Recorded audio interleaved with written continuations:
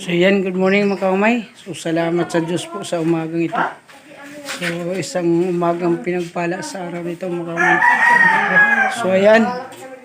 So nandito na po kami sa probinsya.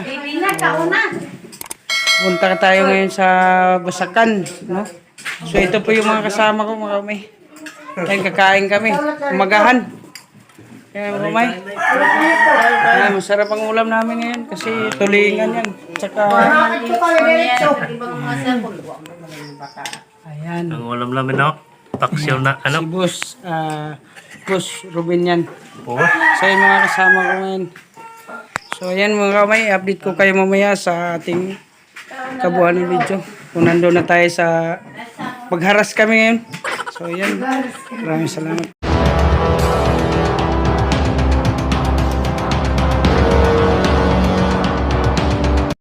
So ayan mga kamay, punta na tayo. Tara, samahan nyo ako sa aking adventure ngayon. Mga kamay, ito yan.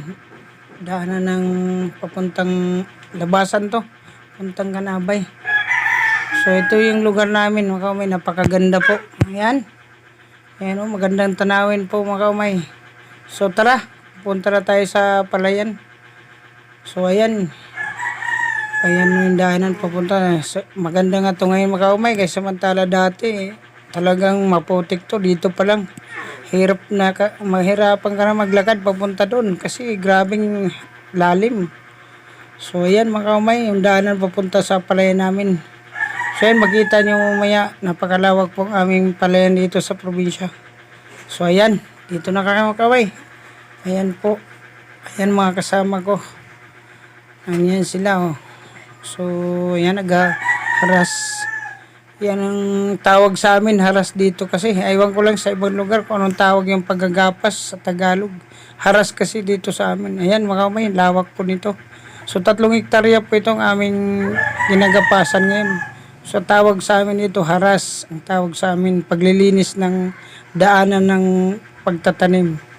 So yan mga kaumay.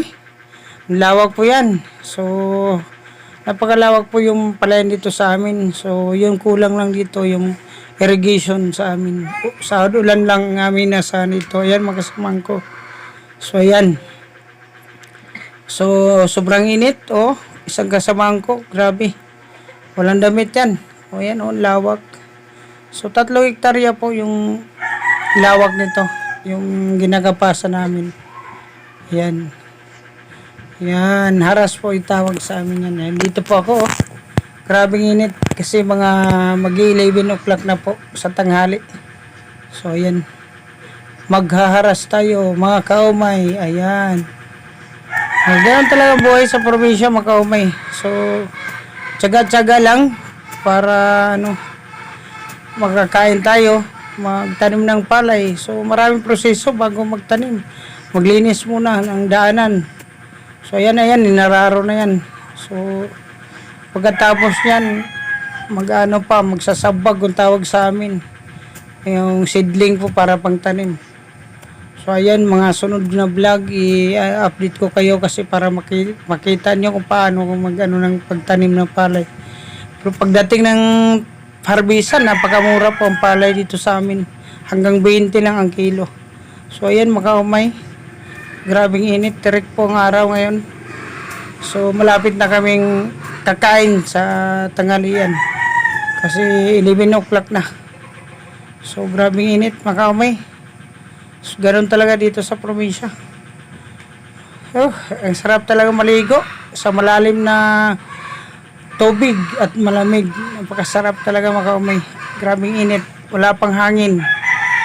So, ayan.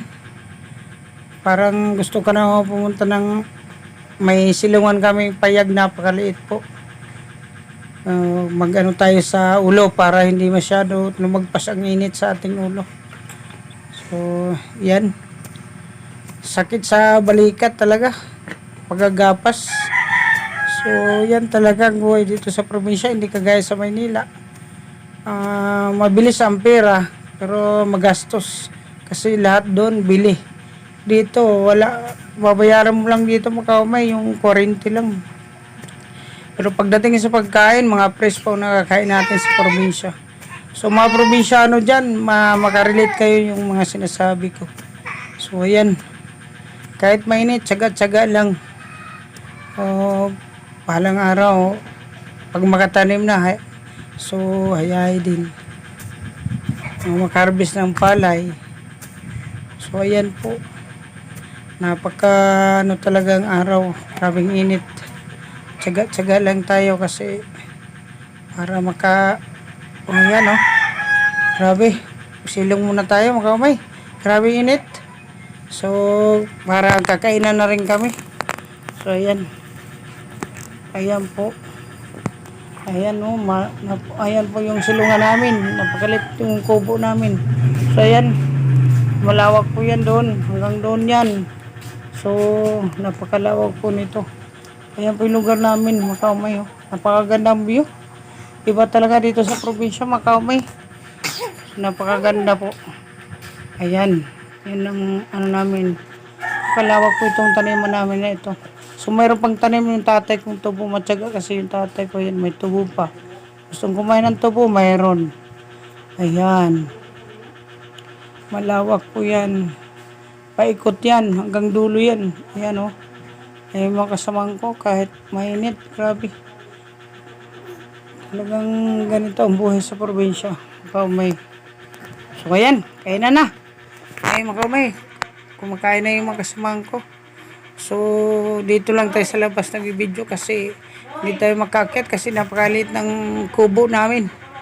So dito lang ako sa labas. Ayan po yung mga kasamang ko. Talagang iba talaga dito sa probinsya. Talagang kinauboy po dito. Yan. Sila mga kasamahan ko. So hindi natin mabidyoan ng maayos kasi napakaliit po yung kubo namin. Dito lang ako sa baba. Yan. Nasa gitna po yung kaldero namin. So yan. So maraming salamat po sa panonood ng aking vlog mga umay. Sa aking mga followers, salamat po sa panonood nyo. Huwag niyong kalimutan mag-follow para updated ko kayo sa lahat ng aking mga vlog araw-araw. Ito, nakahuli pala kayo Makaumay ng isdang tabang. Yan. So, napakasarap po nito Makaumay. So, malaki na po ito kasi umabot siya ng 2 kilo at kalahati. So, ang halaga po dito sa amin yan, binibinta. Halagang 200. So, mura lang ang isda dito sa amin. So, ang gagawin namin ito Makaumay, gagataan po namin para masarap. Sarap yung ulam mamaya, hapunan namin. So, yan. Malaki Makaumay. So, yan. Dalag po tawag sa Maynila. Dito sa amin, haruan tawag sa Waray. So, yan. Maraming tawag po yan. Yan hiwain natin. So, yan. Tatadtarin natin. So, mamaya, ano natin ang asin yan at saka suka para matanggal yung dulas niya tsaka yung langsa niya para masarap gataan. So ayan Makaumay, ayan, napakasarap yan mamaya. So yung alam na kung anong isda na to, talagang alam nila kung paano lutuin yan. Napakasarap po yung gataan. So yan Makaumay, napakasarap po nito. Tapos lagyan ng luya at saka siling manghang. Masarap. Masarap po yan. Ayan. Ano natin ng asin at saka suka para matanggal yung dulas niya. Kukusan natin ng asin. Yan ang sikreto nitong isda na to. Kukupusan mo ng asin para mawala yung dulas niya. Tsaka hindi siya maano yung pagluto. Ayan. Yung pamangkin ko, ayan kakayod na ng nyug. Kung sa amin dito tawag nito Makaumay, kagod. Ayan, kinakagod ang lubi. Ayan Makaumay. So napakasarap po yan. So may kunting anghang at saka pitsay. So may dulaw kung tawag sa amin dito. Para pagpo. So ayan, maraming salamat po.